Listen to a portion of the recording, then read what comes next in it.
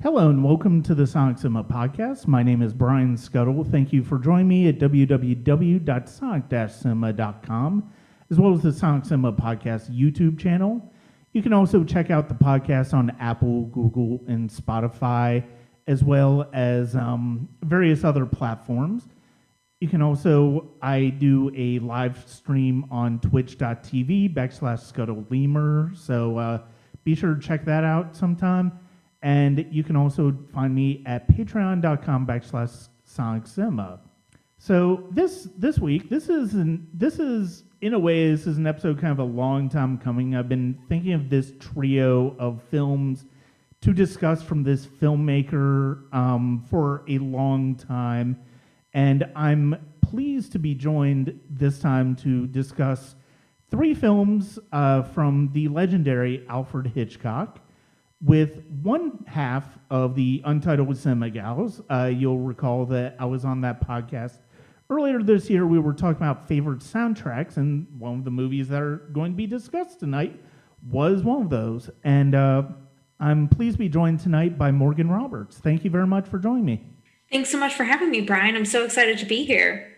It's funny because of the fact that I've been doubling up on a lot of conversations this year when it comes to certain films. And a lot of it does actually revolve around that discussion that you, Chels, and myself had on your podcast about favorite soundtracks. I've done 2 episodes where I've talked about In the Mood for Love. I just recorded my second podcast a couple weeks ago where I'm talking about The Crow. And then for my podcast, I've done 2 separate episodes where we've discussed Citizen Kane. And we kind of finished that up with Alfred Hitchcock. And he is one of those filmmakers where, not even because of the significant body of work of 54 movies that he did over a period of 4 or 5 decades, but just the way he made his films, it always stood out. But one of the first things, before we get to discussing Hitchcock, one of the things I like to do whenever somebody is new to the podcast is ask them what drew them to start writing about, podcasting about, and just discussing their love of movies.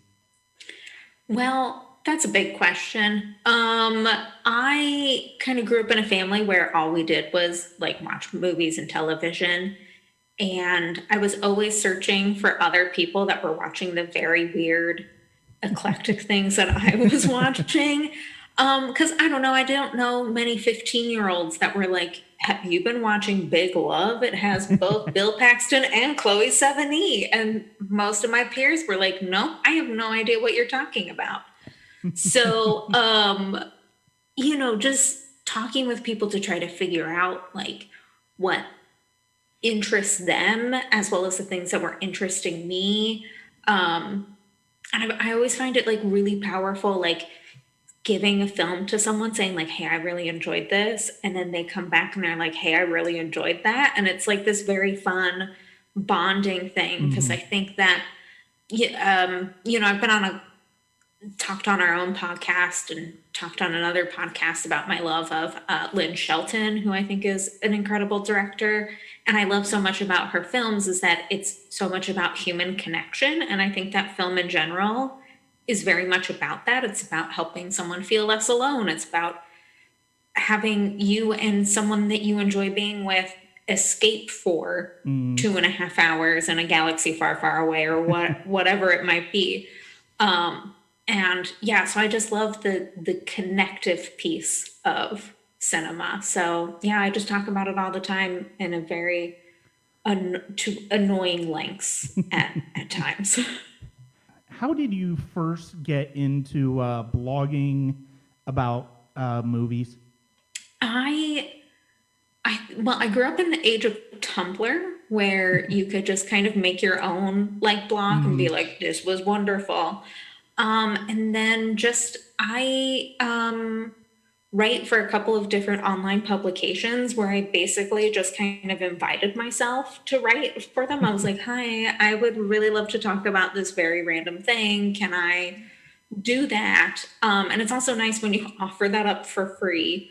Um, so that's kind of how I started doing that. And then Chels, who is my counterpart on Untitled Cinema Gals, she does a lot of the editing work for the Community Rewatch podcast. And I basically invited myself onto that podcast, and that's kind of how Chelsea and I met. And yeah, just started talking about movies all the time. Yeah, it's interesting how random that can be at times, and I know for me it was kind of very. I know for me it was kind of very deliberate choice to start writing about films, and it's been something that I've been doing since the mid to late '90s, and then Sonic Cinema has been online since 2004. So I mean, obviously, once you do your own website, it's one of those things where it's like you're basically going to continue from there. It is fascinating. It always fascinates me to get to know different people who have like different backgrounds than I do in terms of and just different sort just because of the different age gaps and sort of how like you were talking about Tumblr. It's like admittedly I have a Tumblr, but I don't really do much with it other than like link other things from my other social media to it, and that's basically what I do with it. I mean, Sonic Cinema has been my online home since 2004, so basically everything's just kind of gravitated from there. And once I started doing the podcast, one of the things I was most excited about was starting to talk to different filmmakers and just different people who love movies as much as I do, who love talking about movies as much as I do, and just really getting to know them through the films, getting to know them through films that they enjoy, filmmakers that they admire. And I love that, you and I both know that Twitter can be a complete cesspool at times.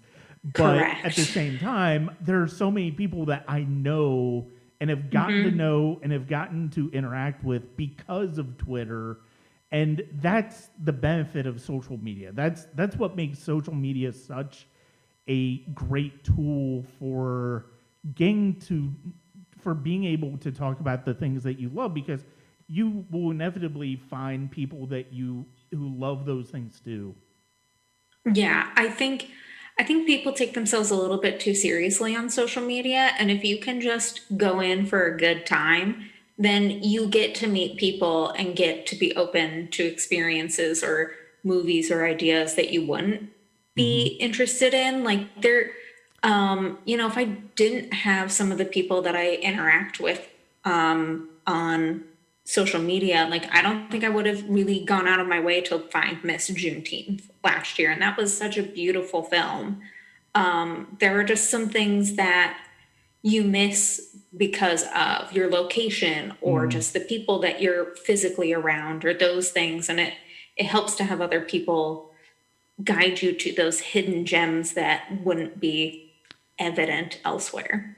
Yeah, and I think ultimately that's the most important thing. That's one of the most important things about social media is the fact that it inevitably will get you out of your circle that you've had for so long, because of the fact that, I mean, you and I have talked a couple of times now, and it's like we're not in the same state. We're not even remotely in the same state, and there's so many other. And I've talked to people from different countries, and it's just such a great experience to be able to get to know other people, not only who have similar tastes as you, but have different experiences from you, and to see how those experiences sometimes reflect in the movies that they love. Yeah. Oh, absolutely. You learn so much when you ask someone without thinking, what's your favorite movie, kind of thing. Yeah, absolutely. And it's funny because we were talking about my favorite. One of the things I loved about that episode that we did on the favorite soundtracks is the fact that it's like it was funny because I was concerned that like my three favorite choices for soundtracks were about as basic as soundtrack buff favorites that you could choose from. And then you and Chels came in with completely different tastes. But the way that we were able to bring those 9 choices together and find some common elements in them, I mean, that is one of the things that's so exciting about talking about movies with other people, is that you will find something in a wide variety of movies that you just didn't expect to see, you didn't expect to notice in otherwise. Yeah, and I mean, like your 3 choices, I wouldn't pair The Crow and Vertigo together as films that have things in common. Much like 2 of my choices were like Pride and Prejudice and Edward Scissorhands. That those 2 are not quite Yeah. together.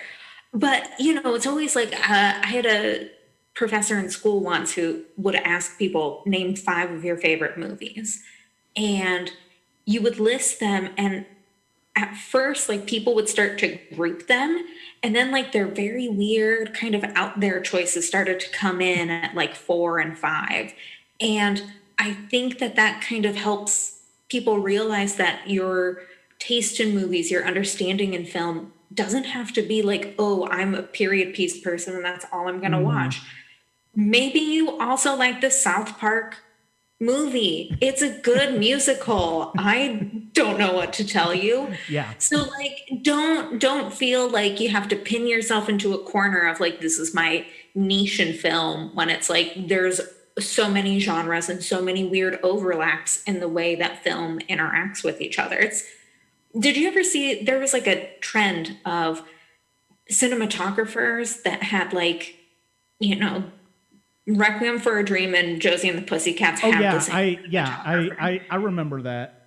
Mm-hmm. Yeah. And I think that's like, okay, that's kind of what is magical about film, is like the same dude who was like, let's do some Darren Aronofsky, was also like, Josie and the Pussycats should be on Criterion.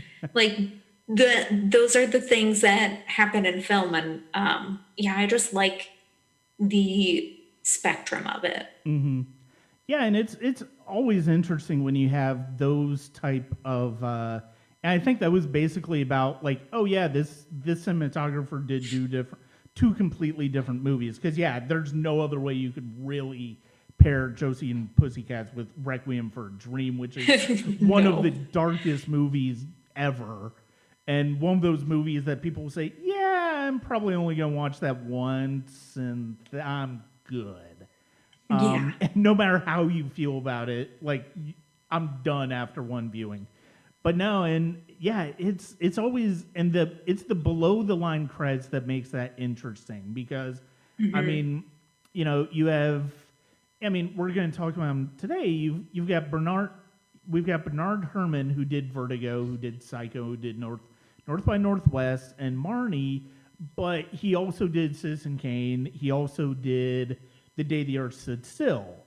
And he also worked with Orson Welles on the War of the Worlds radio, that famous War of the Worlds radio show too. And then you have Franz Waxman, who wrote the music for Rebecca, and then he's got completely varied creds. And I mean, he won an Oscar for Laura. No, wait a minute, I'm thinking of Miklos Rosa. Sorry, for some reason I'm drawing a blank on Franz Waxman rest of his career. But he, it's like, especially composers, they always have these weird, divergent places that their careers take them, and it's always kind of interesting to find those connections, and the fact that some of these movies can be so different, but the people behind them have just world-class talent to them. Mm-hmm.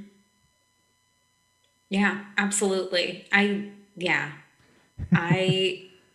just find it, and I also really enjoy, though, because I mean, we're talking about Alfred Hitchcock and the fact that he worked with Bernard Herrmann so often. I Mm-hmm. also love like frequent collaborative like teams. I always find them really, really interesting. Yeah. And just kind of like the ability to both grow in their own respective field while also respecting like the foundation of what made their original Mm-hmm. collaboration work. I always find that really interesting. But then bringing in someone different and doing things differently.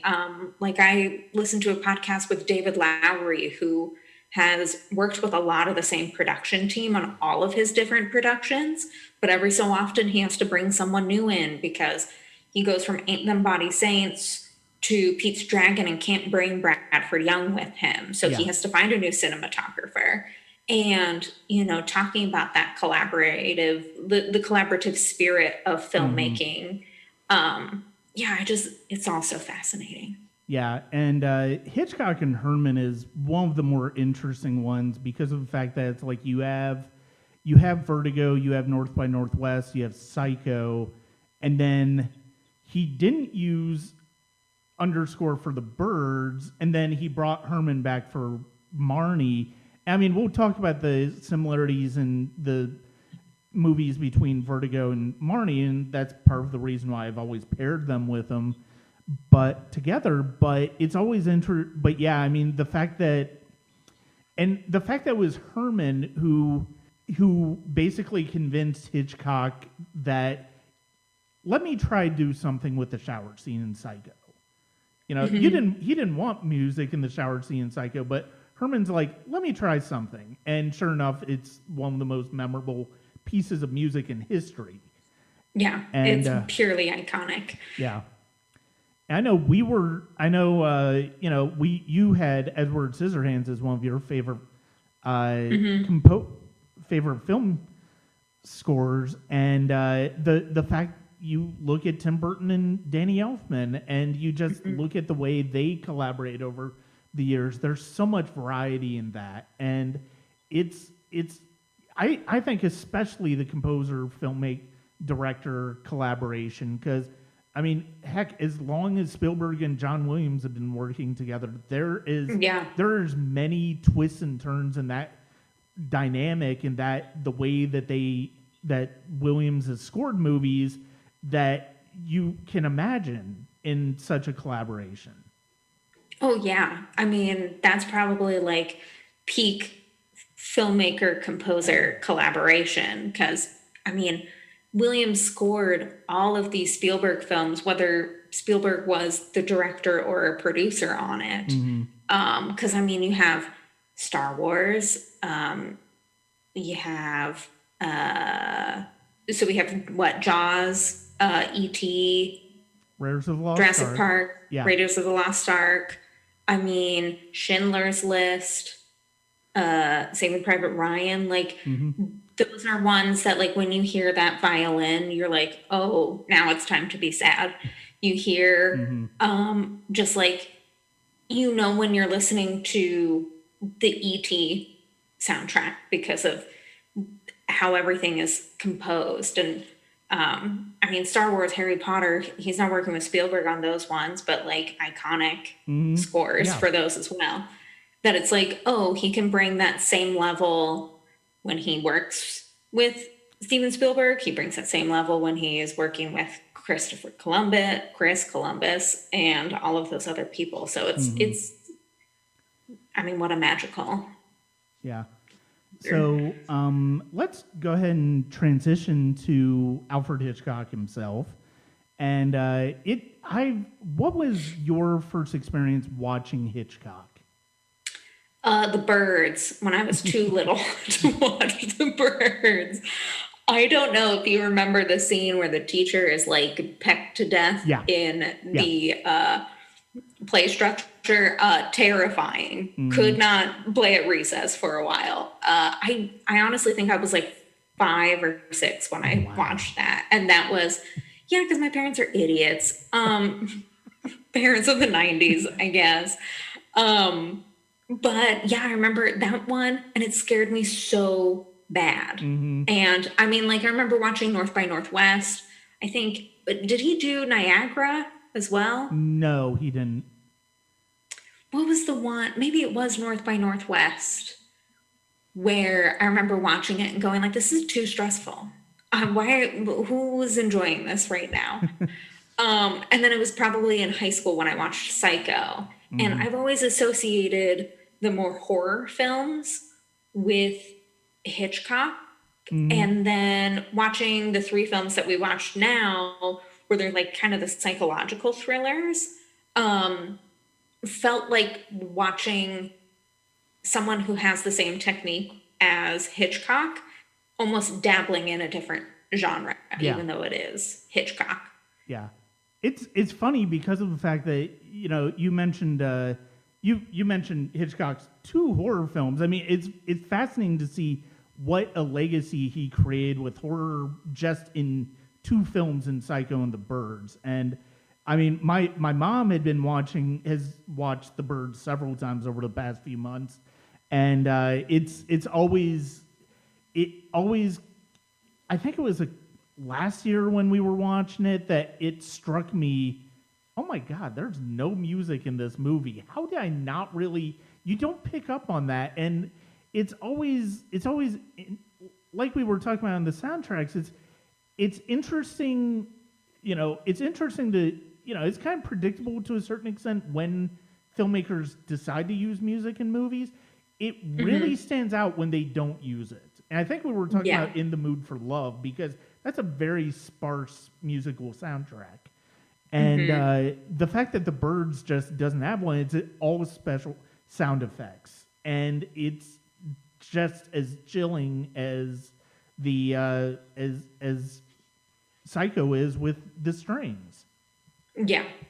Yeah. And I think that those two kind of, Psycho gets you with, I mean, the strings, the twists and the turns in it, because I think Psycho is kind of the thing that made filmmakers like Wes Craven be able to make Mm-hmm. good, interesting horror films, because it was like most horror films still followed a very specific structure. And then Yeah. in Psycho, when spoiler alert on a 50-year-old film, but when you kill Janet Leigh in the first act, that's a huge plot twist that no one saw coming. Yeah. And then with The Birds, I think what's so interesting is that you're essentially just sitting there waiting for the thing to happen, whether it's the music or the sound effect or whatever. You're Mm-hmm. just you have to sit there in anticipation, which is just so painful.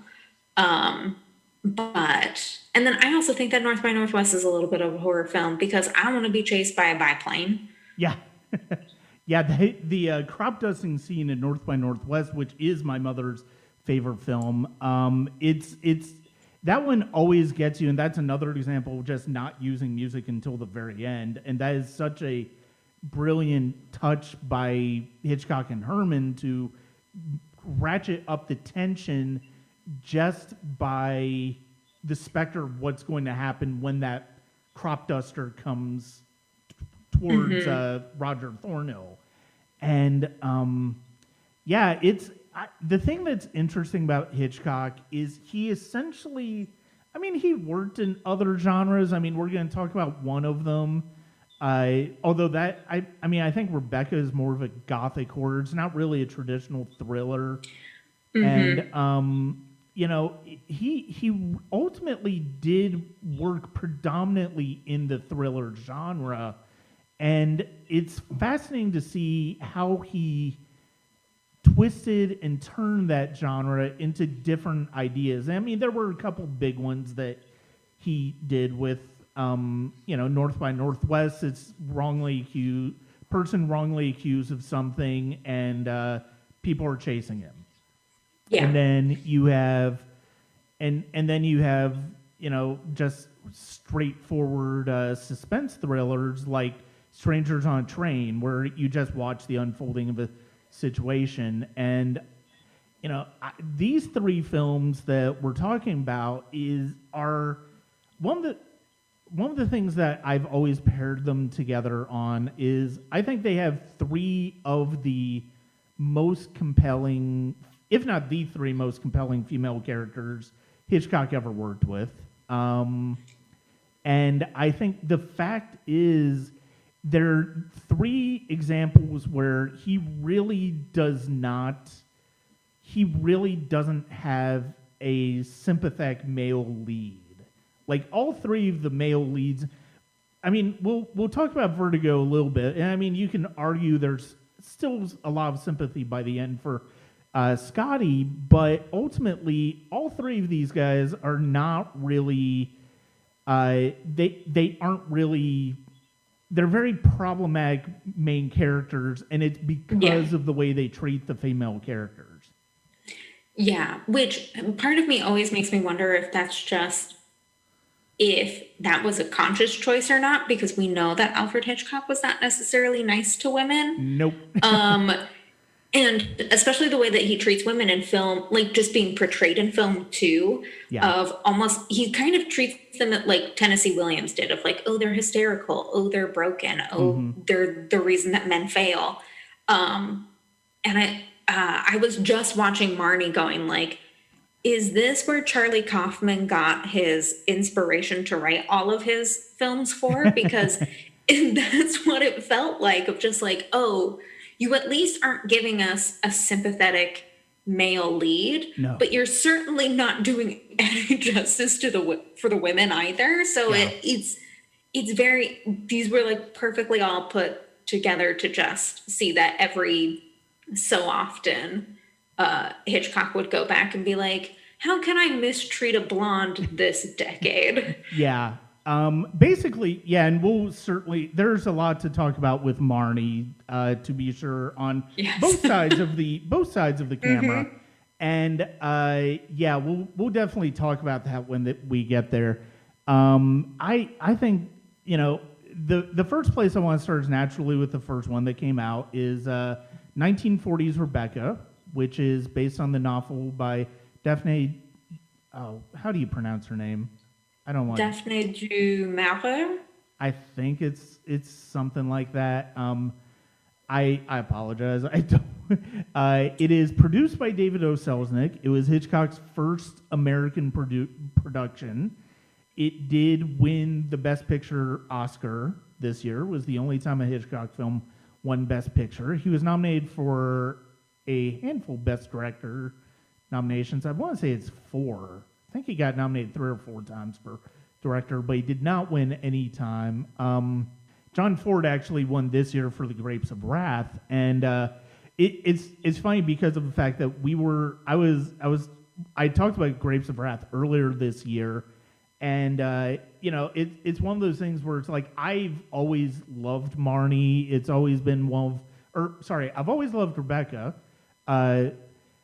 It's always been one of Hitchcock's best for me. I think it is a better film than Grapes of Wrath, but admittedly, it is still really surprising that Grapes of Wrath did not win Best Picture for this year, because that would seem to be the natural choice. But this was also David O. Selznick coming off of Gone with the Wind, and so it made 2 straight Best Picture wins for him. And Rebecca tells the story of a young woman who we never actually learned the name of, played by Joan Fontaine.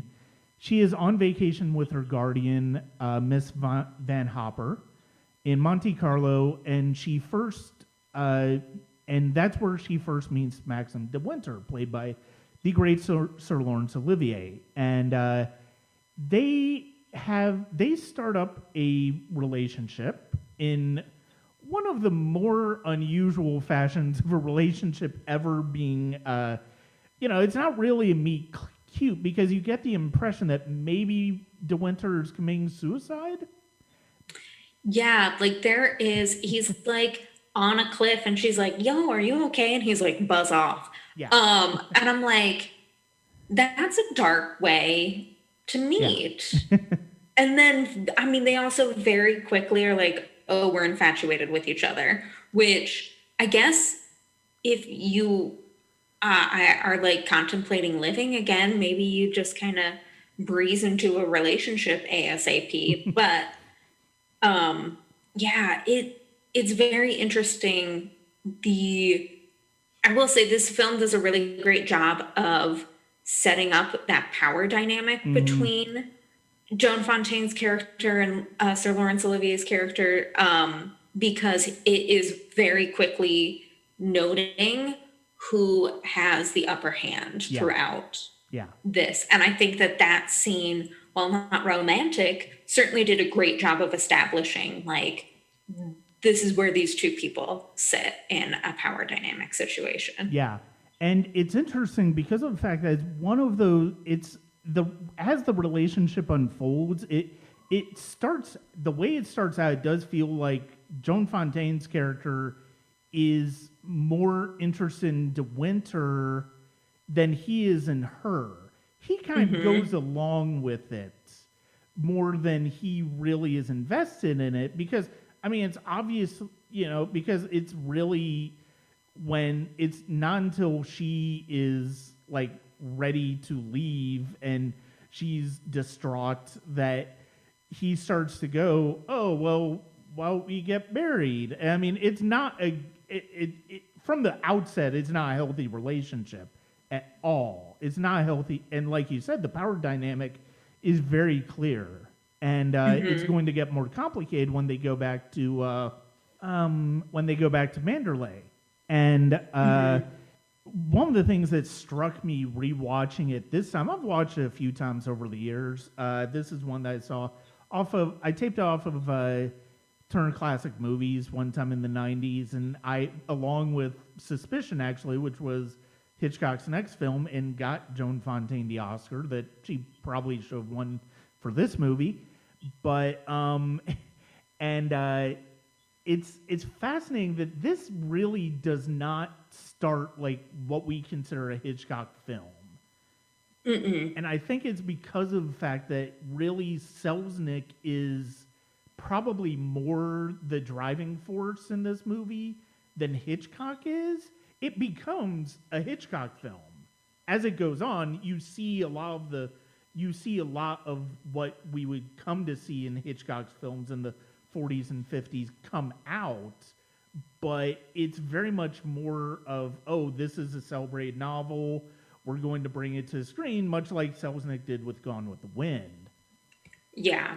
It also kind of has like what Guillermo del Toro would do later with, he's very much known for like his sci-fi fantasy horror combination. And yes, he did it in this film, but in Crimson Peak, Yeah. which is kind of another gothic horror film, he really stepped away from like using the supernatural as the backbone because it was so much more about the suspense and the juxtaposing romance, which Rebecca kind of does too, of juxtaposing those two elements, that it was like, oh, I can totally see how you can be influenced by this film and also feel like this is the farthest away from a Hitchcock film than you'll ever be. Yeah. Because of that, because it has like yes, there's this gothic horror, darkness, mysterious element to it, but we're also weaving in like romance and infatuation and the second Mrs. De Winter's like insecurities and all of these like very interesting, you don't normally see them in a Hitchcock film ideas. Yeah. And so Maxim De Winter is a year removed, I believe it's a year removed, from the tragic death of his wife, Rebecca, and at sea. And it was thought to be tragic, although we'll learn it is still tragic, but we'll learn that there's something more nefarious with it as we go on. And they get married and go to Manderley, and that is where we meet the wonderful Judith Anderson as Mrs. Danvers, who is the head of the household in terms of the servants as well. And she was Rebecca's assistant for a long time, and she immediately sort of like the power dynamic between De Winter and Fontaine's character establishes early on, the power dynamic between Mrs. Danvers and Fontaine's character establishes itself as well. And she is somebody who very much is against the Fontaine character for no reason other than the fact that she is not Rebecca, really. Yeah. And I find that very interesting of because so much of it is it's essentially a ghost story about being haunted by the past. Yeah. And if anyone is struggling the most, it's Mrs. Danvers in just how insidious that haunting is because she can't move past it. She's, always comparing the first Mrs. De Winter to the second Mrs. De Winter and is very trying to control it. And you have, Joan Fontaine's character is essentially going like, what is your problem? I'm a different person. And, you can't either make me into this new Rebecca and you also can't hold me to like an unrealistic standard because you don't like me and have those two things exist. Like we just have to move past that. But yeah, she is deliciously stone cold. I love her performance in this. Yeah, she is fantastic in this. And the cruelty she shows towards Fontaine's character is, and there's some of it is very subtle, and then some of it is also very direct. And we sometimes don't know how direct it is until like we see the effect it has on Fontaine's relationship to De Winter. And especially with the ball that they have, and then the dress. Of course, she is told Fontaine's character to make herself up like Rebecca, but for some reason Fontaine's character doesn't realize it until De Winter sees it and is just furious and it's fascinating that there are female characters in all three of these movies that aren't necessarily a romantic. Don't make it romantic triangle for the two main characters, but they also play a significant part in how those relationships between the main characters play out. And I mean, it's not as obvious in Vertigo, and we'll certainly talk about that, but definitely in Rebecca and Marnie, you definitely get that impression in Mrs. Danvers, and then the character and then the other character in Marnie.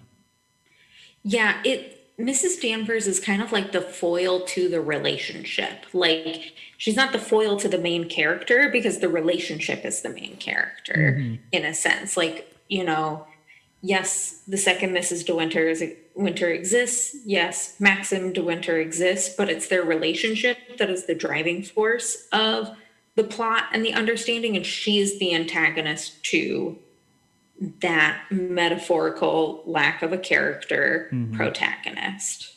Yeah, she's really, really you can almost read her as the physical manifestation of Rebecca. Like in terms of the wedge that she drives between Maxim De Winter and the second Miss De Winter. Yeah, she's kind of almost like the physical manifestation of the haunting. Yeah. So then that way it's like, oh yes, I'm your constant reminder that she's not Rebecca. I also just always find it very interesting that this film does not give the second Mrs. De Winter much of an identity outside of, and obviously this is from the source material as well. But she is never given her own identity outside of the one that's recognized with the relationship. Meanwhile, Rebecca, who isn't really a full-blown character in this film, is the titular role and is everywhere. So I Yeah. find it really interesting that even just in the naming of people, that the haunting of who Rebecca was is ever present. Do you think there's ever a moment where Maxim De Winter truly feels something for the second Mrs. De Winter? I I think when he first takes her to Manderley, that he kind of does, but not in like an affectionate spouse Yeah. way, in more of a look, I can move on Mm-hmm. sort of way. Yeah. That she's almost like the prop where therapy should be. Yeah. And for lack of a better term, I guess. Yeah, and like I think that that's the only time that he feels anything toward the second Mrs. De Mm-hmm. Winter is then. Yeah, the reason I asked that is because you were talking about the power dynamic between Maxim and the second Mrs. De Winter being established early on. I think one of the other things that you see established early on that you bring up is the fact that he's also a very weak man, and he basically seems to be he's just overwhelmed. We think at the start that he's overwhelmed by grief, but I think we do come to realize as the movie reveals the true nature of Rebecca's relationship with Maxim and vice versa, that he's probably, instead of grief, it's more guilt because over what he did with Rebecca, and the realization that this is kind of opening up. This is going to start to open up those old wounds as well as those old questions of what exactly happened to Rebecca. Yeah, and I think it also kind of goes to like an inadequacy, because I feel like many times the shame or guilt that people have when we're seeing it depicted in film is very frequently associated with like inadequacy. And I think that because from watching it always feels like Rebecca was very diminishing to Mr. De Winter, because I mean he's the one with the house and like the title-ish kind of thing, Yeah. and like with the prestige, and yet he is like continually emasculated by her and is made to feel lesser, and either both due to her own intentional actions or just by being more revered and liked by others. And so he has someone in that power dynamic who no one likes, which that's a win for him. She is only associated as being his wife, not Rebecca. And then, she is malleable. She's so much younger than him in comparison. He holds all of the cards where she doesn't even know that they're playing poker. And so I think just, his inability to feel adequate is greatly changed when he meets the second Mrs. De Winter, because he doesn't even have to care about her and she's just infatuated with him. And he's like, great. And, then as you say, his guilt kind of rises as the film continues. It's also showing that it's like, oh, he was probably like really insecure about his relationship, really insecure about himself. And all of those feelings that he thought he could just get rid of with a blonde wife are all coming back, because those things that happen never truly leave. Yeah. Yeah. Yeah, and I mean that's part of where, because I'd seen Vertigo before I'd seen Rebecca, so it was pretty like some of the similarities especially between De Winter and Scotty in Vertigo really become apparent because of the fact that it's like they're essentially doing the same thing. They're essentially replacing someone that they lost with somebody that they can manipulate. Yeah. And it's the ways that Hitchcock the different directions that Hitchcock goes into, and we'll talk about Vertigo because I think the way he goes, there's a reason that Vertigo is revered, and it's because of the fact that I think in Vertigo he does not go the direction that you would necessarily expect him to go, but here he kind of does go in that direction. It's just a different. It becomes more of a horror movie because of the fact that Yes. it becomes a horror movie in the sense that you realize just how much of a sociopath really Maxim de Winter is because of what he ended up doing with Rebecca. And it's also a horror movie because of the fact that you have this, even if it's not a supernatural aspect, you have this otherworldly aspect of in the character of Rebecca that is just shadowing over everything, and it's like the Overlook Hotel in The Shining, and it's Yes. always they're always present, and Mrs. Danvers she doesn't completely realize the situation that she's been in, but she's working through her grief. She's the one truly working over grief over Rebecca.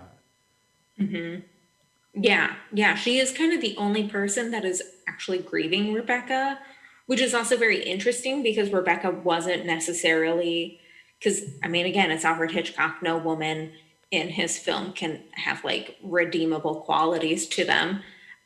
So, like, Rebecca's also very complicated and kind of manipulative. And Mrs. Danvers is mourning a person that it was much more of a caricature of who she thought she knew and not the actual person, which is always kind of interesting watching people say, oh, this was the best human ever.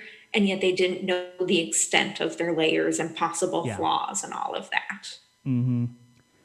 It's yeah, this is, and I did not dislike the Ben Wheatley version of this story as much as everybody else did. I mean, one thing I did recognize very early on in this rewatch of Hitchcock's film is that Sir Laurence Olivier was very much exactly the right role, right age to play Maxim de Winter, and Armie Hammer was not.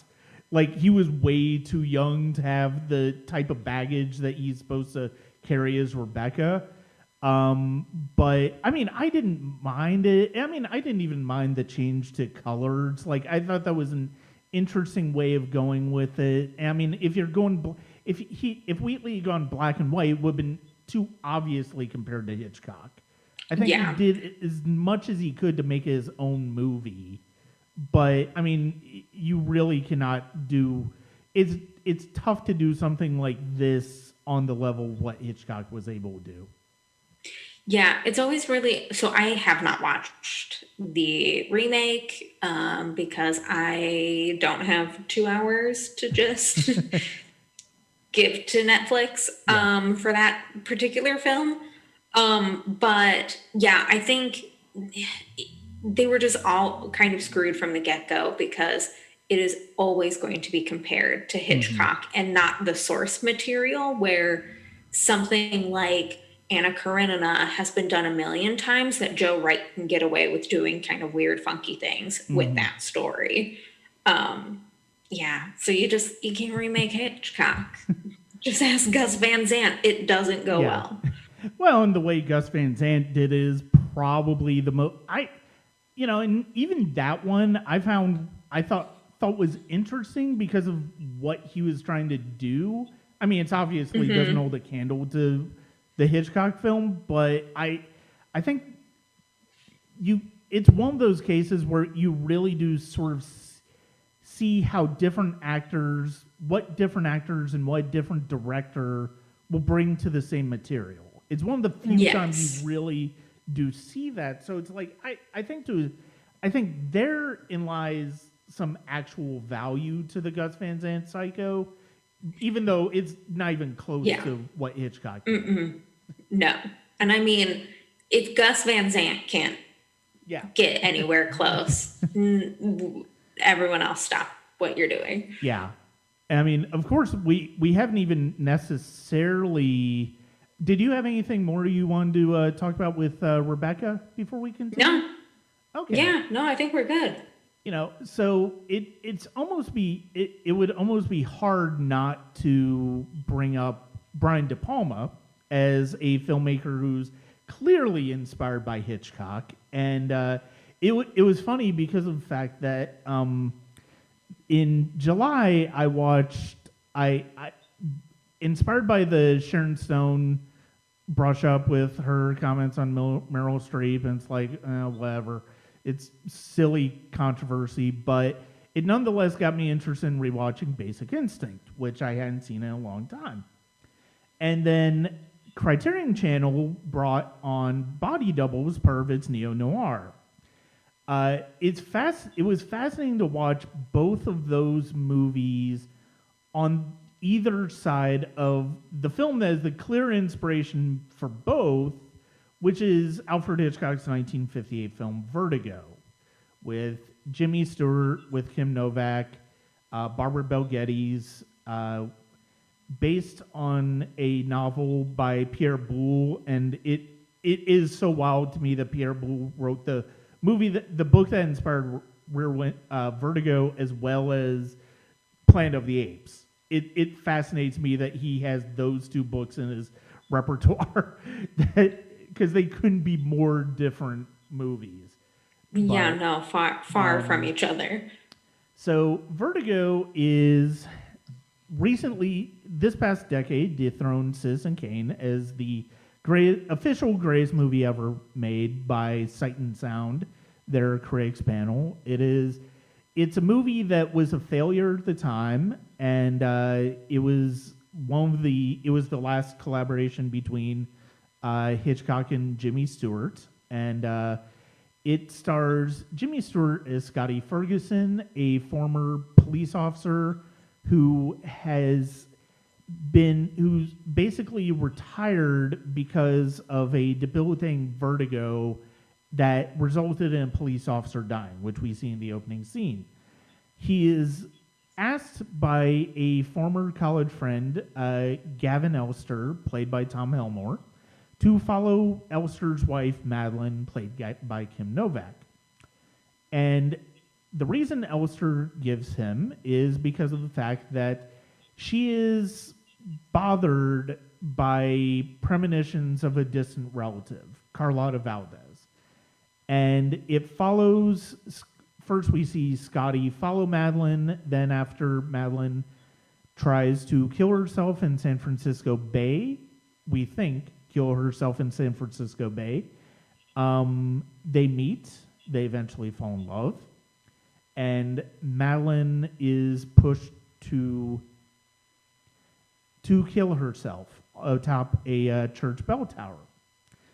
And from there, Scotty is overcome by grief, and he eventually is about a year later, he meets a woman named Judy, also played by Kim Novak, who looks suspiciously like Madeline. And we'll talk about the rest of that as the discussion goes. I saw this shortly. I didn't see it during the 1996 reissue of the full restoration that happened at that time, but I made a point to watch it, to rent it as soon as it came out in VHS, and it's been one of the seminal Hitchcock films for me ever since. I think for me it is the best film I've ever seen. I think this is Hitchcock at his absolute best as a craftsman. I think the early scene where Scotty trails Madeline, it is a film in and of itself. And you get Bernard Herrmann's score in that sequence. It's one of the most consequential pieces of film music, I think, in how film music can work at its best. in that sequence because it drives the narrative just as much as the action does. Yes, his score is impeccable for being a equal element in storytelling. And I did not actually see this until much later in life because it was parodied a lot in the television series Pushing Daisies. There is actually a scene at like a convent at a bell tower, and very reminiscent of good old Vertigo. And I think that goes to shows like its timelessness of just the craftsmanship that Hitchcock had with it, as well as just like there are iconic moments, like the ending itself is extremely iconic because it's kind of like that very last, we've been on twists and turns and we're like, what else is going to happen? And it just is like, and here's this, thank you so much.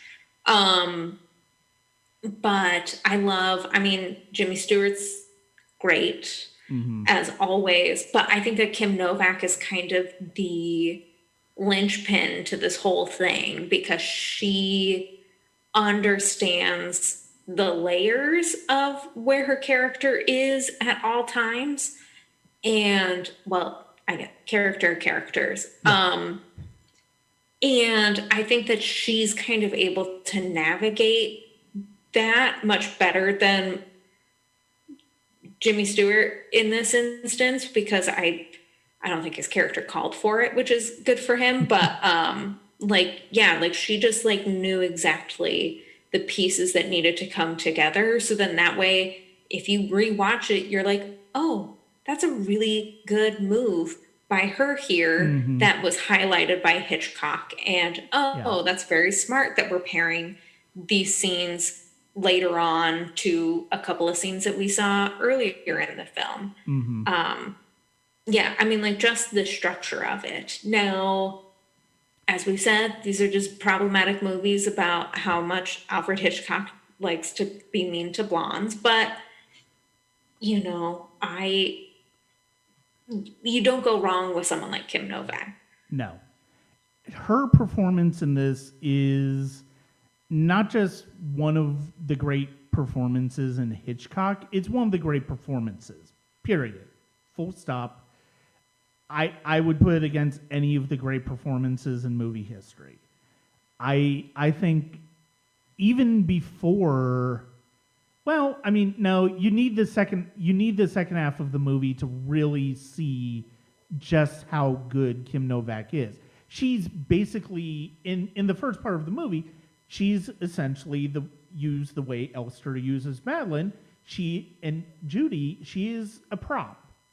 She is a prop for Hitchcock to project this type of idea of a woman onto Scotty. And I think Jimmy Stewart's terrific in this. He really is. He is fantastic because it's one of the few times where you see him play he's truly malevolent in a way in the second half of this movie. That's one of the things that's so amazing about what Hitchcock does is he takes one of the iconic good guys in movie history and he turns him into as much of a villain as Gavin Elster is. And almost in spite of himself.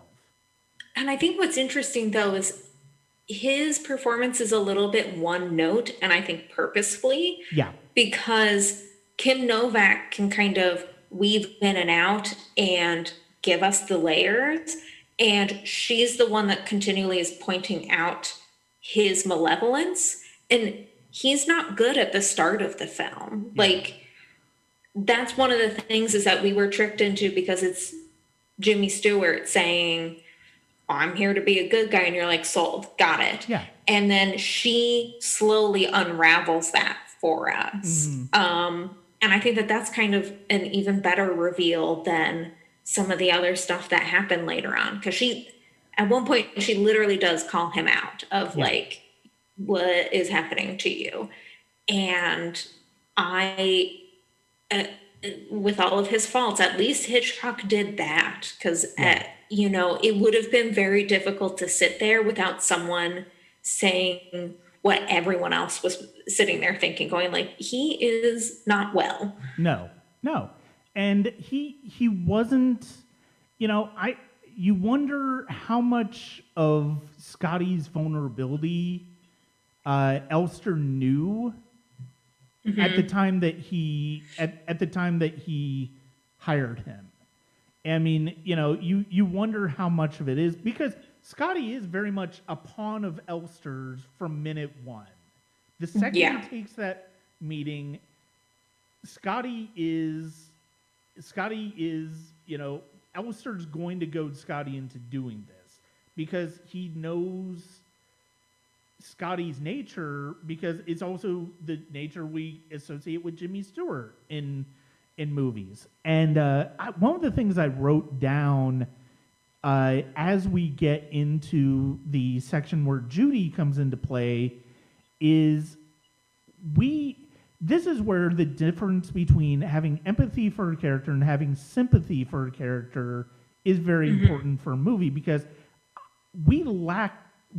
as soon as Scotty starts to go in on wanting to change Judy to look like Madeline, we lose sympathy with him, but I don't know that we completely lack empathy for him, because you see the way he was manipulated by Elster in that first half of the movie. Yeah, and I think, well, one of the things that I always wonder, that when you watch something and you're like, oh, I'm picking up on this, I wonder if the filmmaker actually did this intentionally or it's their own bias that somehow miraculously made something very smart. But essentially, the whole film is just about men feeling entitled to manipulate other people for their gains, whether it's Scotty, whether it's, Gavin Elster. Like, that is the underlying moral of the story. And I think what it does is, it doesn't condone actions, because I think that that's what for a good person, for us to like a character, we want to be able to condone their actions, whether they're right or wrong actions. But in this one, it gives context to their actions of just like, this is what it is. So then that way you can say, like, I'm either going to have a little bit of empathy, I'm going to have a lot of bit of empathy, but it gives you enough context to then make the decision on how sold you are in caring about that character moving forward. Barbara Bel Geddes is Midge, and the other most important character in this movie. She is another friend of Scotty's for a while back, and also somebody who's very much in love with him. And the painting that she does of herself in the Carlotta dress is, it's like you almost, what type of reaction was she expecting to get out of Scotty with that? I wonder. I mean, I think sometimes when you see someone absolutely obsessed with something, you're like, oh, that must be because they like it. Because, Scotty is a character who is really hard to feel sympathy for, even from the beginning. I've never really been like, oh, I mean, I get what was going on because context of casting James Stewart, but, 30 minutes into the film, you're like, why is anyone pining after him? Like, what is happening here? He's the main character, but he's not the good guy, because we associate the good guy and the main character as the same person. And so I think that one of the things is he's not open about like what's really happening to him. So it's these people who are trying to show care, and they're doing it in all the wrong ways, and he blames them for it. And it's like, well, bro, you never told anyone how you're feeling, so how are they supposed to know? Yeah. And I think that's kind of the same with like his eventual infatuation with Madeline of like, yeah, he's saying that he's into her, but then his just like very deep, kind of psychotic, just interest in her is to the point where it's like, okay, that's not a healthy way to just interact with women, to Mm-hmm. try to start a relationship with someone. You can't tell them to fit into a certain box because they look like someone that you were absolutely obsessed with. And I Mm-hmm. think that that's one of the things where you have, let's talk basic instinct of someone who is just absolutely, this person is going to be mine in one way or another. And, basic instinct does it in kind of a flipped way. But yeah, like James Stewart's character is not there's very few redeemable qualities about him, and you start chipping away at the few that you had at the very Mm-hmm. beginning as the film progresses. Yeah, I was thinking about, why I was thinking about it's interesting that we don't really see Midge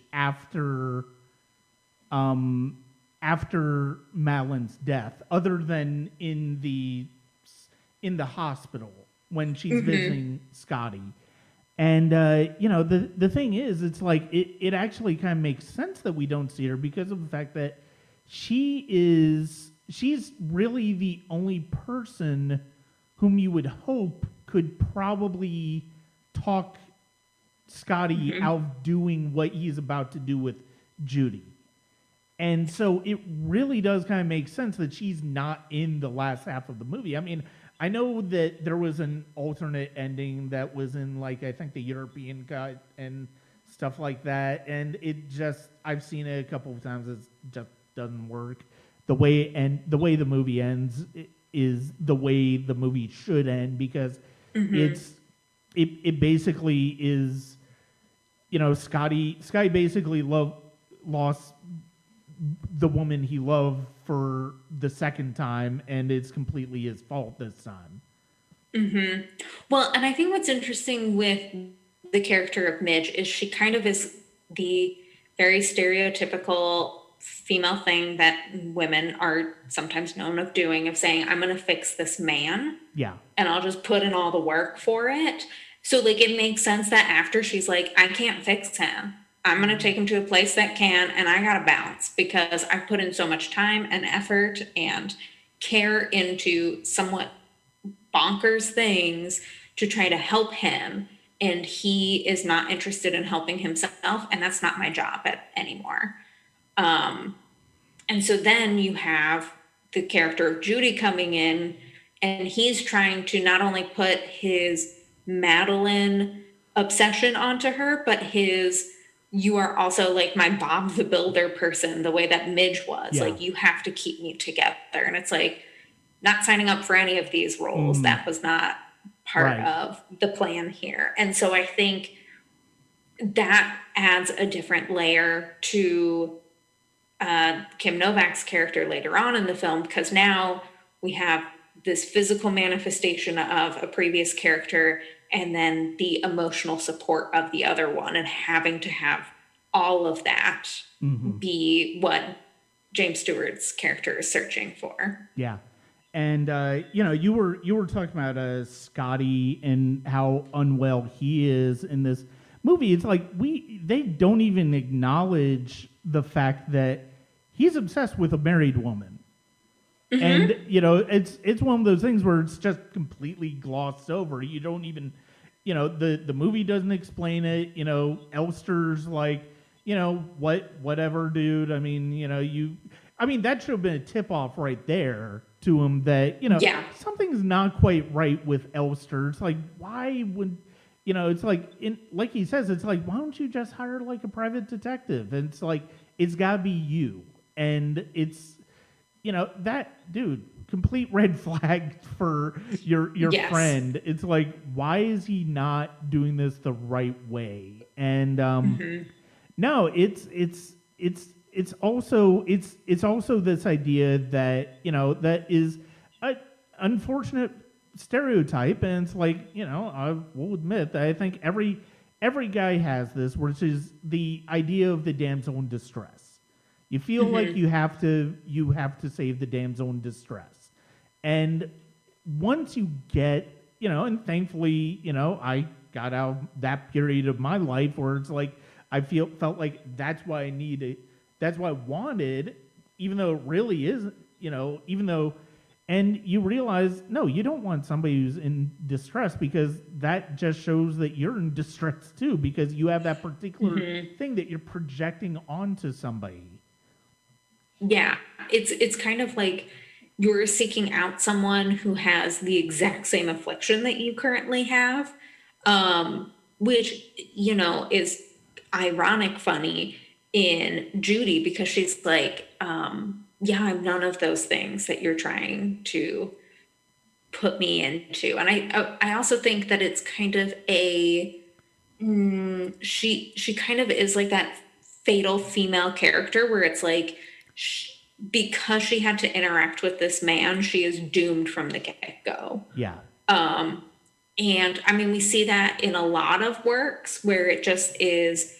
I mean, James Bond is like a perfect example of a film series where, the femme fatale character, but it is, you were just doomed because you interacted with this man. It doesn't matter what else you do. Yeah. You are doomed to either be stalked by him, to be dead by the end of Act 3, to, have your life completely crumble around you. And, I always find it really interesting seeing that in film, because it's very common that we just allow women to be destroyed by men without any kind of care.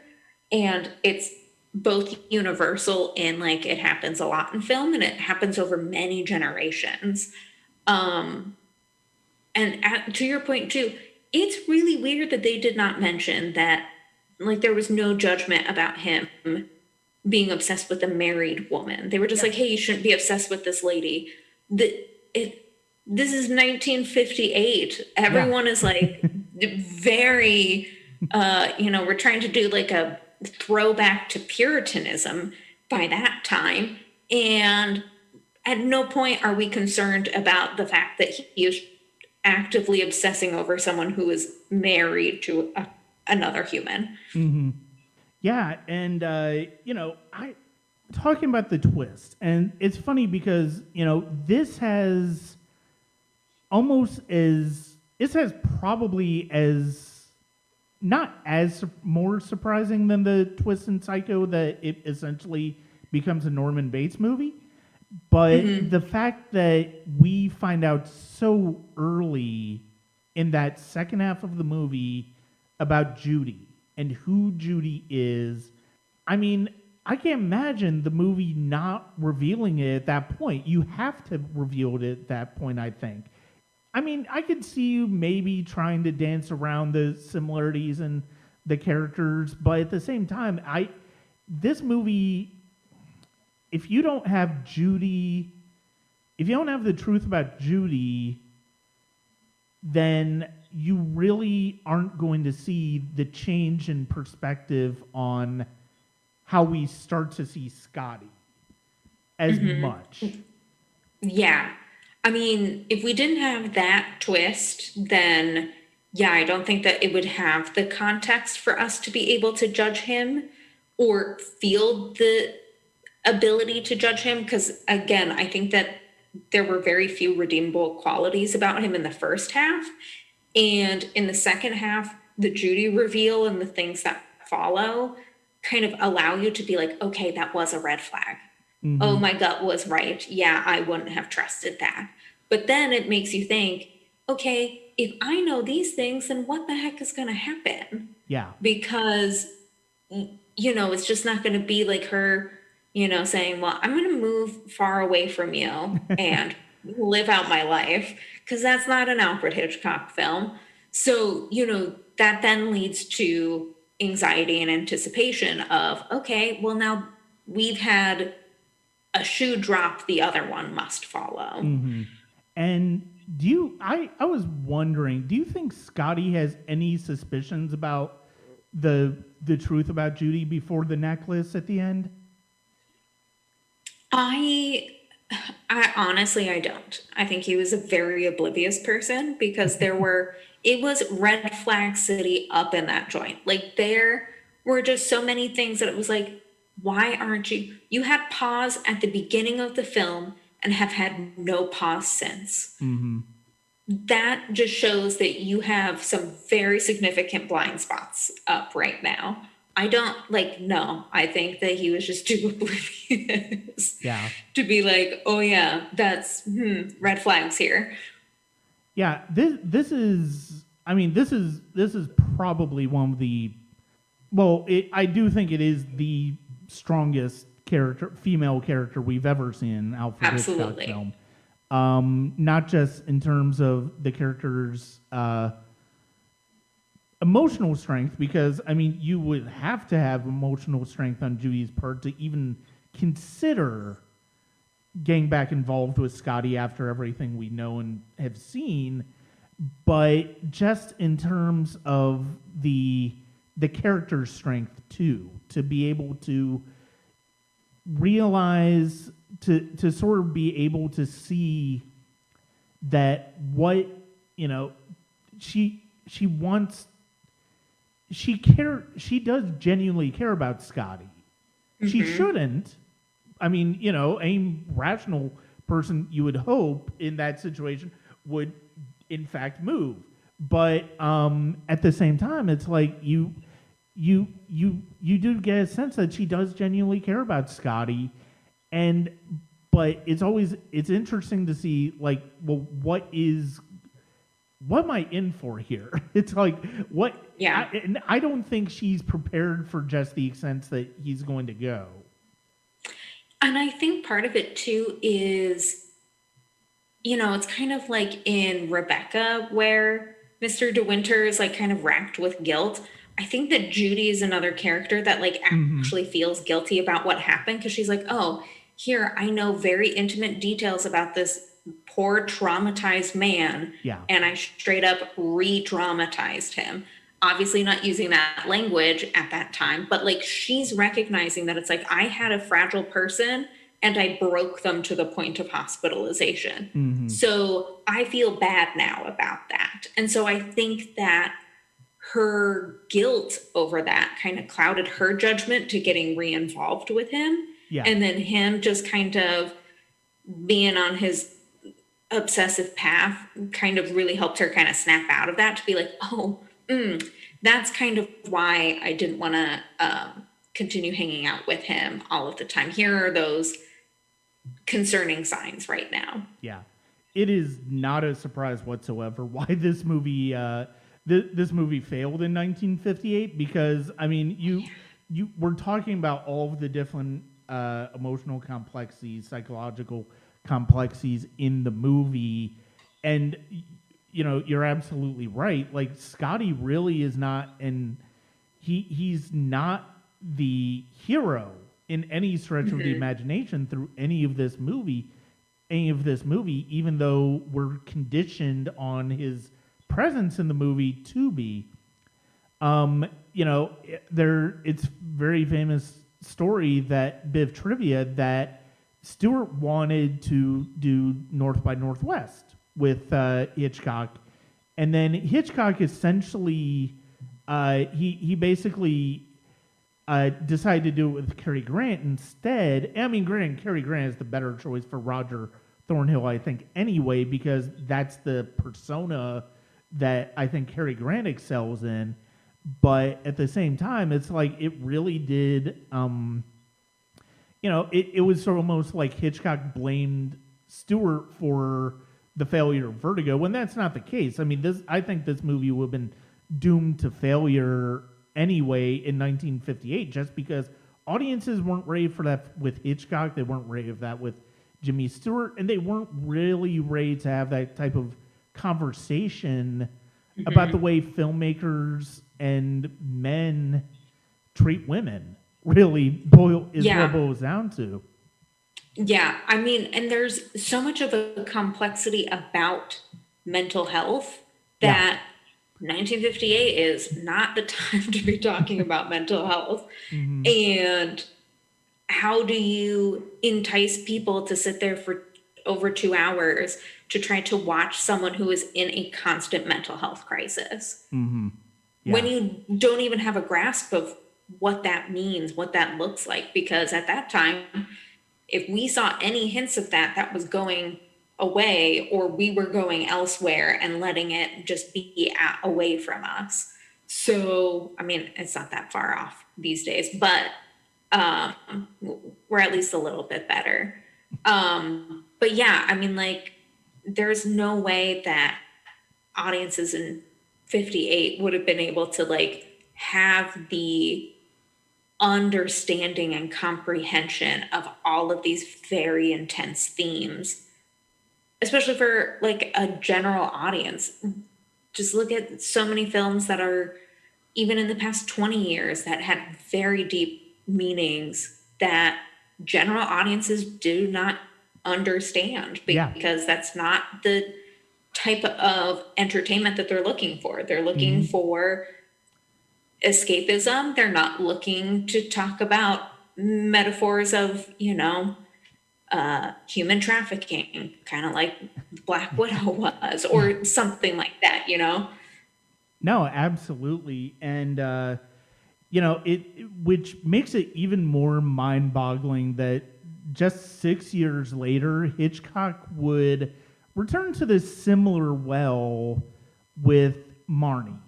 And this was the last film he did with Bernard Herrmann. This was the last film he did with cinematographer Robert Burks, who did a phenomenal job on Vertigo, and he did a phenomenal job on Marnie as well. Marnie is, without doubt, the most complicated discussion of these three, for a wide variety of reasons. The film stars Tippi Hedren as Marnie, and she is a pathological thief whom is noticed by Sean Connery's character of Rutland, and the way he becomes obsessed with her in this almost in a similar way that Scotty does with Madeline in Vertigo, but we aren't really as sympathetic with there's not really a whole lot of empathy for Rutland as the film progresses. This was the second of two collaborations that Tippi Hedren had with Alfred Hitchcock, this and The Birds. And the part of the reason this is such a difficult conversation is because of the fact that Tippi Hedren was, of all, and there were, look, we've already hinted at the fact that Alfred Hitchcock was pretty terrible to women, basically unless your name was Grace Kelly, in which case, Yes. you've although even considering the fact that he wanted her to come out of retirement for this movie is problematic in and of itself in terms of how he viewed her. So Tippi Hedren was the lead character, and Hitchcock basically had she was a model turned actress, and he treated her terribly to the point of sexual harassment, sexual abuse, which she's talked about over the years. She even talked about then. And she was so uncomfortable with the experience that they basically were not on speaking terms by the end of this movie. And he made sure she never worked, and it basically derailed her film career, which is a shame because she is fantastic in both The Birds and Marnie, and she has said that this is her favorite of the two performances she did for Hitchcock. I think, having that tension behind the scenes, this is I think it's fairly clear that this is the weakest of the three as a film. For not necessarily just for those reasons, but you can't help but think that the behind the scenes tension and is between the two and how uncomfortable Tippi Hedren had to be definitely bled through on the film as well. Yeah, and I think one of the things, because, we'll probably dive a little bit more into it, but like this film touches on like sexual assault and sexual harassment, and ironically that's literally what Alfred Hitchcock was doing to Tippi Hedren. And it's like, do you know what cognitive dissonance is? Because that is what's happening here. Like there is a just such a blatant misunderstanding of anything that was happening in the material, that you can kind of tell that there were clearly problems in many steps along the way before it even got on screen. Also, I am very offended by Sean Connery's accent in this film. I was like, pick an accent. Just pretend you're Scottish now. Like, I don't just stay with one for me, please. Yeah, the accent doesn't really stick in this movie, and eventually I think he does just kind of lean into the traditional Scottish, and it's like, you're supposed to be an American businessman in Philadelphia? Yeah, like, let's just get Kate Winslet on this one with her Eastern Pennsylvania accent. But yeah, I find interesting about the Sean Connery character is that he has all of the worst parts of Scotty and all of the worst parts of Mr. De Winter. Yeah. And like, that's it. That's all he was made of. Like, just the worst parts of these two characters that struggle with toxic masculinity. Mm-hmm. And he was like, that is my being. Yeah. Yeah. No, he is completely, no, that is an excellent point. No, Rutland, there's nothing about Rutland that is endearing or sympathetic at all. Like, he is not, at least up until a point, you can feel sympathy for Maxim De Winter. At least up to a point, you might be able to empathize with Scotty. There's nothing empathetic about Rutland in this movie at all. Now, I will say Sean Connery does a very good job of playing him, probably because he had some of his, he had some pretty toxic thoughts on women himself. But it's the way Marnie is, in a way, Marnie through and through is almost the most sympathetic character of all of these female characters. Yes, because Rutland, I mean, he really is just masculine and attractive. That's what his character does. That's the only thing that entices people. And then Marnie is one of those characters that it's like, you see her just continually being abused by every other person that she meets. And what does she like to do? Take money. If I had no impulse control, would love to do that too. Yeah. So, like there's not, like she's not like a mass murderer. She's not physically harming other people. No. She is taking from rich people and Robin Hooding it for herself. But like there's no, again, she's not physically going out there and harming people the way that her mother, Rutland, random Bruce Dern, people do to her. And that's just she is the most sympathetic character in all of them because she has those very complex layers of, she's clearly someone who survived trauma because she's very scrappy. She's very resourceful. Like that scene where there's a scene where she takes money out of a safe, and as she's leaving, she takes her shoes off to make sure that no one can hear her. And it's like, that's genius. Like that's showing someone that it's like, oh, I'm not just like this dumb woman who's doing these things and oops, I got caught. Like she's clearly someone who has had to be very resourceful. but then she gets mixed up with people who can't pick an accent and just other really bonkers things that is just, I mean, like her mom also couldn't quite pick an accent either. Yeah. There are just so many accent problems here. And then the whole idea of trauma is just so grossly mishandled that Tippi Hedren did as much as she could to make this a sympathetic character, but it is essentially having someone who has no grasp of what that is, Yeah. saying this is exactly what we're looking at. And it's like, nope, not nowhere remotely close. Yeah, and I mean, I can't imagine what Grace Kelly would have been like in this role. It's like I just you know, I mean, ultimately part of the reason she ended up not doing it is because she was a princess at this point, and people in her country did not want to see her in a role like this again, or any role where she was kissing another man. And I just, you know, it's like you see Grace Kelly in like Rear Window and To Catch a Thief and other movies, and the other movie, well, actually, the Endow M for Murder, and it's like you can understand where Grace Kelly fits into that role.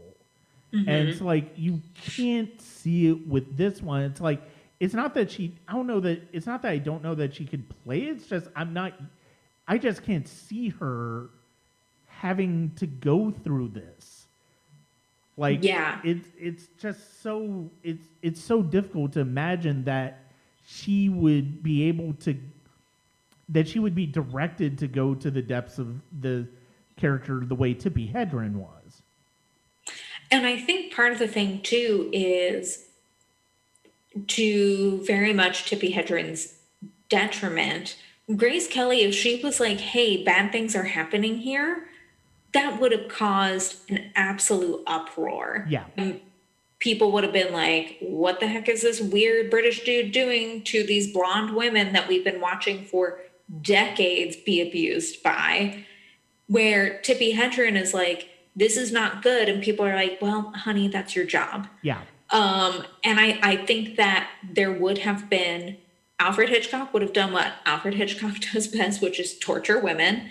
And he would have tortured the wrong woman when it came to Grace Kelly, because she had a voice and had a lot of power at that time as Princess of Monaco, where Tippi Hedren had to fall victim to the system of abuse in Hollywood. And yeah, I don't think that we would have had this movie had Grace Kelly actually been in it. Yeah. It would have been reviled. I just can't imagine. I mean, you know, I think overall it's a good movie. I think there are some very good things in it. I think Bernard Herrmann does a good job. I mean, he's essentially doing a reworking of the same type of ideas he does in Vertigo. You can see where the connective tissue in terms of the type of movie this is with Vertigo. And I mean, the actors are good. Hedren is actually very good in this movie. Yeah. But the problem is she's working with a thin as paper character that is basically projected upon. And one of the ultimate problems with this movie is that, like you said, it has a gross misunderstanding of trauma, and the pop psychology at the end of this movie is comical. It's arguably even more comical. Like, I've never had a problem with what the psychiatrist says at the end of Psycho. It's like, I know people have problems with that scene, but it ultimately works for that movie. But in that time period. Yeah, and this one just doesn't work because of the fact that it doesn't show. The only reason this revelation has come forth is Rutland is basically beat Marnie down. And that's part of the problem. It's not like this big, I mean, she obviously has traumatic memories of it that she's repressed from the flashbacks, from the things that we've seen in the way she reacts to the color red. But at the same time, it's not, in order for that to work, the revelation has to be on her end, not being told to her. Yes. Yeah, because it's basically he's like, I know everything and I'm going to tell you what's what. Where it would be so much more impactful if it is, oh, the reason that all of these horrible things happen, the reason that I have so many struggles is because of this incident that happened to me. And instead, he's just like sitting there trying to blackmail everyone Yeah. into just saying, this is why she can't look at the color red and is afraid of thunderstorms, everyone. And it's like that, no, that's not how we do that. Like, and it kind of had what you would see later on in Sybil with Sally Field, where it was just like people looking at the most extreme response to trauma without even giving it the layers that it Mm-hmm. needs to be able to say like, oh yeah, yes, I got to this extreme level, but like here are all these minute things that occur because of the trauma history that I have. So yeah, like has that pop psychology to it that is so poorly Yeah. done. It's and you know that's why even though Scotty is not a sympathetic character by the time he realizes he sees the next necklace on Judy in Vertigo, we still empathize with him because the discovery of the revelation is ultimately in he reveals he has that revelation himself. Nobody told him this is what happened, this is why this happened. He realizes it, oh, this is what's going on. And so that's why that ending scene, as lacking in sympathy we are for Scotty, we still empathize with him when he's on the at the top of the bell tower after Judy has fallen, because we realize there's no coming back from him on this after this. Yeah. Like he is gone forever. Like there's no way he can survive this trauma. He barely survived it the first time, and you could say he never really survived it the first time. There's no way he's going to survive it the second time. And that's why it's so tragic. I like that point of the fact that it's like he is like a tragic character in that sense, because it's like he is just doomed to be experiencing this trauma over and over again. And with the Kim Novak character, she at least kind of is acknowledging like kind of what you're doing is weird, but she doesn't completely like back away from him. She Yeah. doesn't completely blame him. Like there's when it came to Marnie and Tippi Hedren's in her performance, like it is literally just people going like, "You're crazy, you're annoying, stop doing this," and it's just like, he can have trauma and emotional problems, and we can still say like, yeah, maybe I probably wouldn't hang out with this person all this time, but like, good on people for not abandoning him, Yeah. because that's clearly not going to help him. Where this is so grossly blaming the person who has had traumatic experiences for their trauma response. Yeah. Yeah, and I mean it could be that maybe the material was the source. I mean, I've never read the book that this is based off of. It's interesting that all three of these are based off of books, but obviously very different books from very different authors, and that Hitchcock found something he could study in them in adapting them. I mean, that is Yeah. what's interesting about Hitchcock, and I think that's one of the reasons he's so revered as a great director of the thriller genre, is the fact that he was able to find commonality even within variety of the same type of genre. And I think you do see that in Marnie. It's just that the script is so generically written. Like it's so like it feels like there's so much less care in the script here, and it feels like, I mean, I've read trivia and stuff about Marnie, and that there were certain things in the book that Hitchcock responded to that people were like, dude, why are you responding to this stuff in the movie in this book, and why is it so important for you that this is part of the movie? But at the same time, it's like, yeah, this is the only reason this is not as, I think the main reason this is not as good as Psycho or as Vertigo and Rebecca is because of the fact that the script is not as well written. The characters are not as drawn with as many shades of gray. I mean, we've talked about Sean Connery's character in Rutland. He just has no moral compass he has no moral authority either.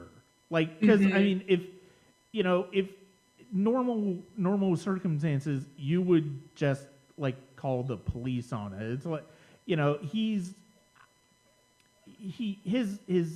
so much of his behaviors are baffling.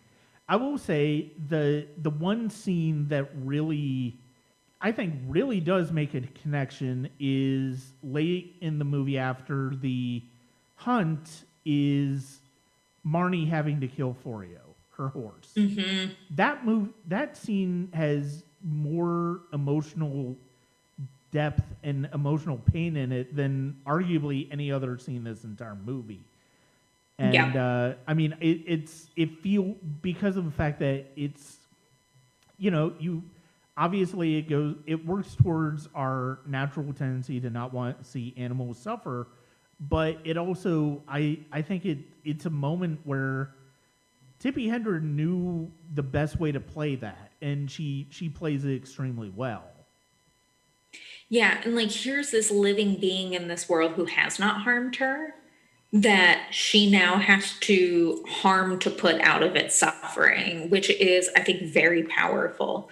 I just looked, so the book was written by a gentleman by the name of Winston Graham, and then the screenplay was written by Joseph Stefano. And so all of a sudden we have three men using their projection of what women who are traumatized look like, and that all of that is then funneled into this character. So, I mean, the fact that Tippi Hedren even got the chance to do that scene with killing her horse is amazing, that she got to be able to act that, because obviously no one else was paying attention to what their job was. Actually, I forgot about the fact that Joseph Stefano, who wrote Psycho, who wrote the book Psycho, was, although I think the one of the final screenplay credits, I think the ultimate screenplay credit was to J. Preston Allen, who was a woman, and which I didn't realize that was the case until I was looking it up, yeah, I mean, you do see that very much. I wonder how much. I can't imagine that she had that much sway over how Hitchcock, how he shot this screenplay, because of the fact that it is so. It is like the worst tenant, like you said. I mean, Rutland is basically like the unleashed id of Maxim de Winter and Scotty in those two movies, and you just don't see. I mean, you just don't see much. You don't see any sympathy for the female characters. I mean, any sympathy towards Marnie and even her mother, to a certain extent, is just surface. You don't feel it on screen at all, especially at the end. It's like, you're almost judging the mother for what she did at the end of the movie, and it's like, I mean, she, Marnie is not really keen on acknowledging her mother's existence, but I mean, that doesn't mean she doesn't necessarily. But I mean, even she acknowledges that it's like she doesn't necessarily feel much love from her mother, and it's just one of those things where it's like the female characters in this movie in particular are really really kind of poorly written. I mean, there's also the character of Lil, played by Diane Baker, and she's another office worker at Rutland's where Marnie last works, and she's also been in sort of like with Midge in Vertigo, like she's been she's been kind of pining to a certain extent for Rutland for a while. And she's also somebody who sort of starts to realize that, things are not as, on the level with Rutland and Marnie's marriage. And she's not as, she's just not as, she could have been a really interesting character. Yes. In the same way that Danvers is or Midge is, but at the same time, but again, this movie just doesn't really know what to do with female characters at all. No. And I mean, one of the things too with Marnie's mother, like, she had to sell her literal human person to be able to provide for herself and her daughter. And that's can be pretty traumatic, especially in the 1940s and 50s. Yeah.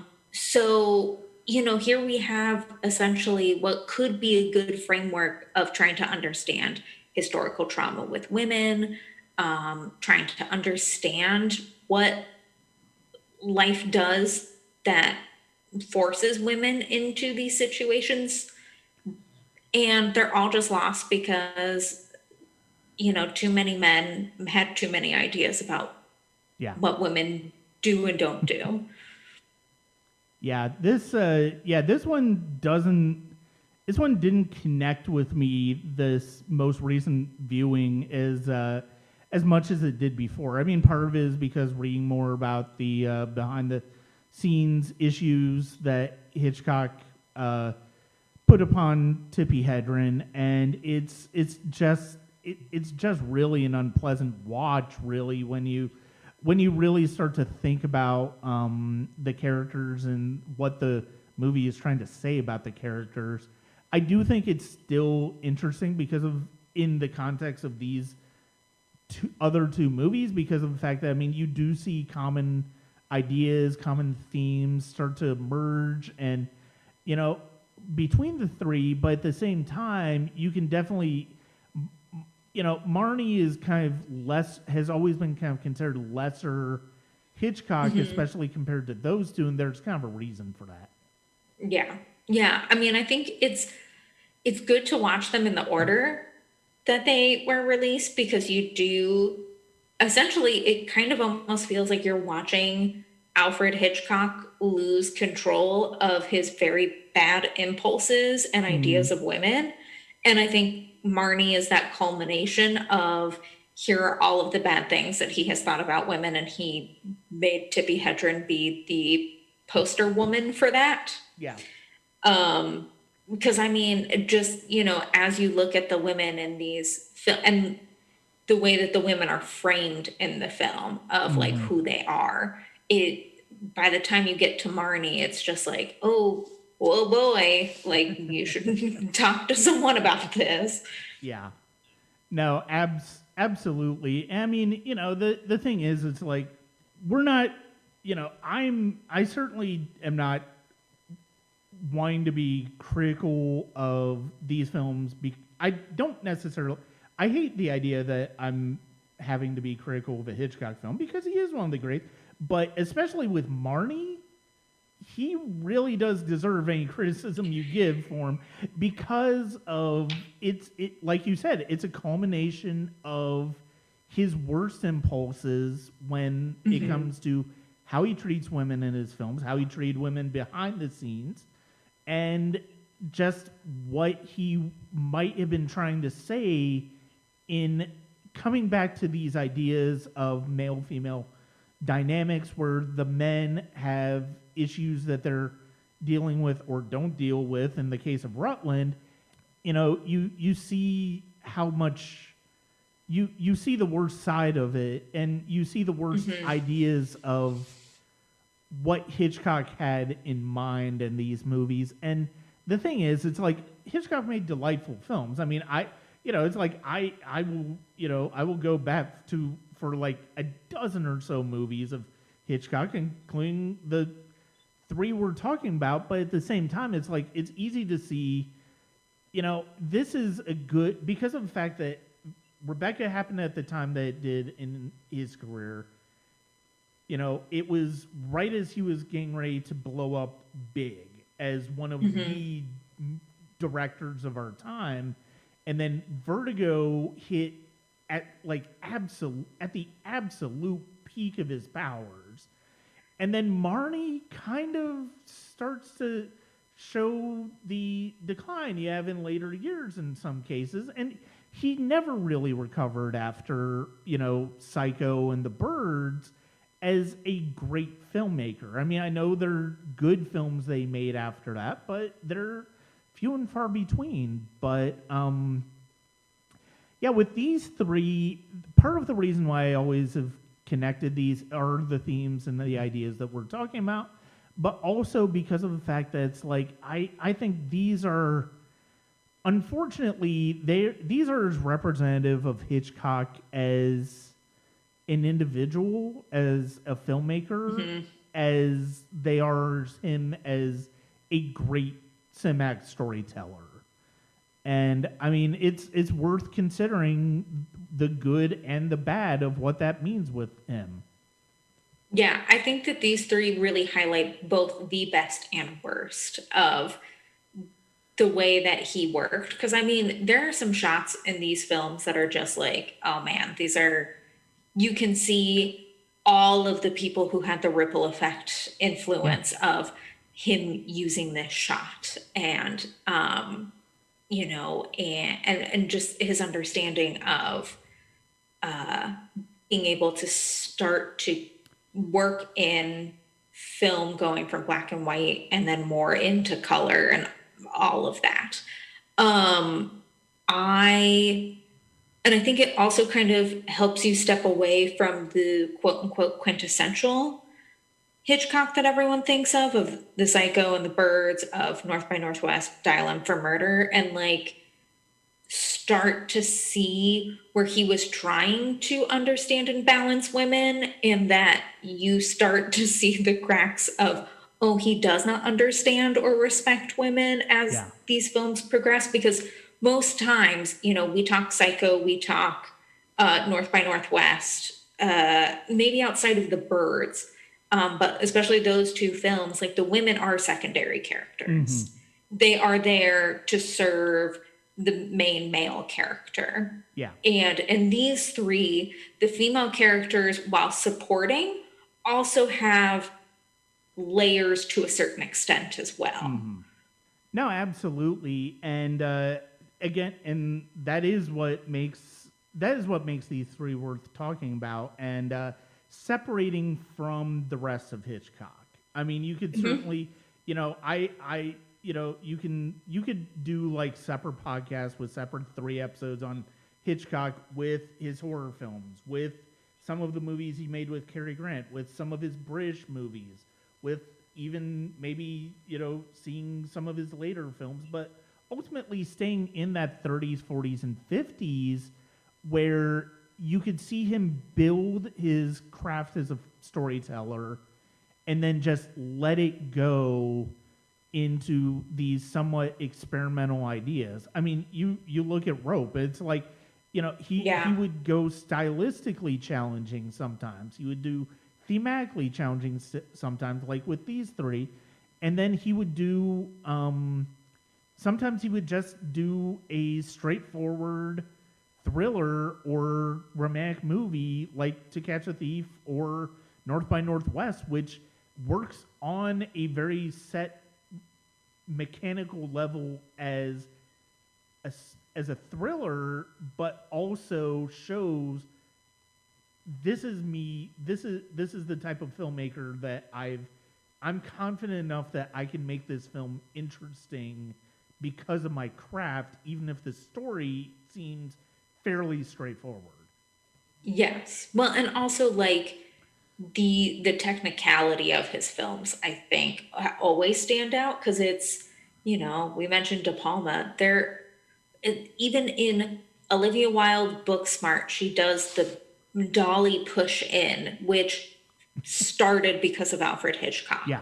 So, I mean, it doesn't matter who's making the film. His technicality of trying to tell a story and use the camera as a thematic device is very revolutionary from what we saw in early film. Because early film, we tracked people and we followed them, and then we did some close-ups of people's faces during conversations, and then we just kind of tracked back. And he was like, what if we watch Cary Grant haul ass as a biplane is coming near him? What if we zoom in here? What if we start to get kind of thrillery here and, start to turn the camera in a different angle?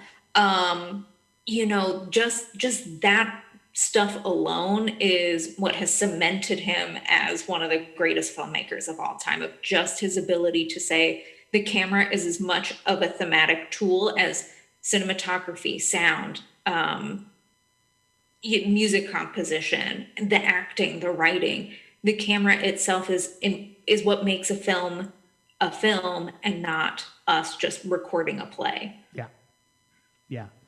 And it's interesting. I have seen some of his earlier British stuff, and it's interesting to see those films in the context of having seen so many of the landmark films of his, and then seeing just how he basically evolved from those early days to trying out some of those new techniques and sort of perfecting them for himself. Well, Morgan, thank you very much for joining me tonight. This was a wonderful conversation. Yeah, I had so much fun. I'm so glad I got to talk about how much I hated Sean Connery's accent. Where can people find you online? I say the best place to find me is over at the Untitled Cinema Gals Project Twitter. We also have an Instagram. Both of them have the same handle as at Cinema Gals. That is the best place to find my stuff, get branched out, and also Chel's also being chaotic because, much like Brian, we are a chaotic Leo podcast. Yes, and it was so great to talk to you, and I do thank you very much for your time. I'd like to thank Morgan for joining me tonight. Unfortunately, Chels could not be available due to work-related commitments, but hopefully we'll have both of them on together because it's a lot of fun to talk to those two. You can check out our episode on soundtracks at Untitled Cinema Gals, and I believe it's called All the Bops. And we talk about Vertigo. We talk about a bunch of other great film soundtracks. And Chels will be hopefully back on the podcast later in the year when I wrap up a project that kind of started as just sort of like a one-off, but has become just a larger, interesting discussion on the year in general. And I hope that she will be able to join me for that. That's it for this episode of the Sonic Cinema Podcast. Thank you very much for joining me at YouTube, Apple, Google, and Spotify, as well as other podcast platforms. You can also check me out on twitch.tv/ScuttleLemur. Subscribe to patreon.com/Sonic Cinema, as well as my written work, which is at www.sonic-cinema.com. Thank you very much, and I hope you have a good rest of the day.